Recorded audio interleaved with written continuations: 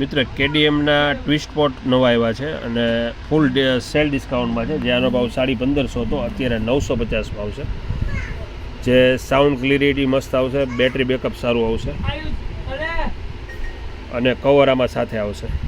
સેન્સરવાળા આવશે, જે તમે એક પોઈન્ટે તમે ફોન રિસીવ કરી શકશો, એક પોઈન્ટે ફોન કટ કરી શકશો, ગીત ચેન્જ કરી શકશો, કેટલી બેટરી છે એ બતાડશે.